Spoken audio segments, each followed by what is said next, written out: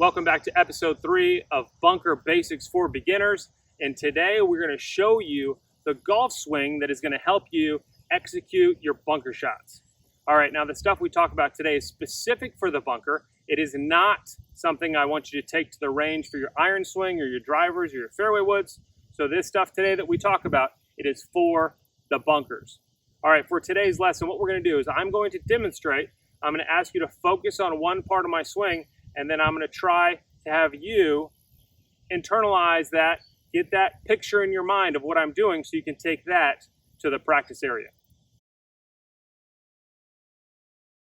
I want you to look at, in this bunker shot, and this is about a 10 to 15 yard bunker shot, where do my hands get in the top of the backswing? All right, go ahead and watch, and you tell me where my hands get in the top of the backswing.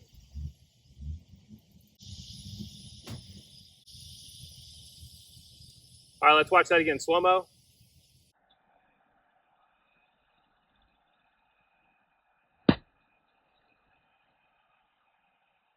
All right, as you were able to tell, my hands did not get very high.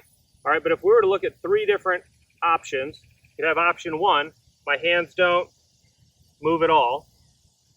Option 2, my hands get almost shoulder height. Or option 3, my hands get just over to my right thigh, maybe just beyond my right thigh, but you'll notice, even though they're beyond my right thigh, they're still pretty close to belt high, all right? And what that allows us to do is make an arm swing that is enough to hit the bunker shot, but not too much, all right? Next up, I want you to look at where the club head gets in this swing. All right, we're gonna do the same thing. We're doing it again, but this time you are specifically watching where does the club head get in this bunker shot.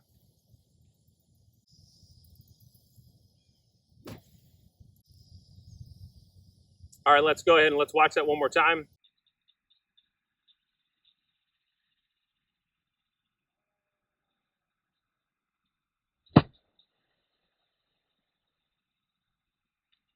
The first part of that, you were able to pay attention to where my hands travel to in the backswing, and that time you were able to watch where the club head gets to, all right? And what we noticed is even though my hands are in a very low position still, because of hinging my wrist, the club got to a very high position, all right? And low hands, fully hinging the club, this high club head is what's able to help us create the amount of speed we need to move all that sand into the bunker, all right? Often what we'll see is what people swing the club all the way up here and not hinge their wrists, or maybe they'll hinge their wrists and they'll just try to hinge them without moving their hands. But it is a combination. The hands need to swing over to about in front of the right thigh, and then we fully hinge the club up to here, all right? Now you're gonna ask me, AJ, what do I do from there? Well, it's really simple. You just swing through, you turn through with as much or as little power as you need.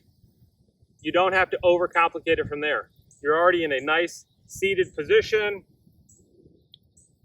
You've got the club all the way up here. From here, if you just turn through, and I'd love to have you practice this on the practice range first, but as you just turn through, you'll be able to take a ton of sand because of the posture you're set up in, the club face that you've set up, and then the position you've gotten with your hands and the club.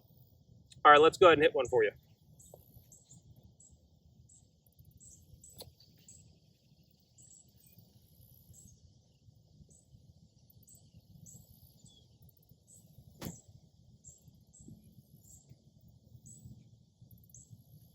Thanks for being with us today. Episode 4 coming up next. If you have not yet already, go ahead and subscribe to the Short Game Pros. Hit that bell so you get all of our notifications. And if you have any questions or comments about what we've done so far, go ahead and just list them below. I'd love to get back to each of you individually. Thanks for being a part of our community. We'll see you again soon.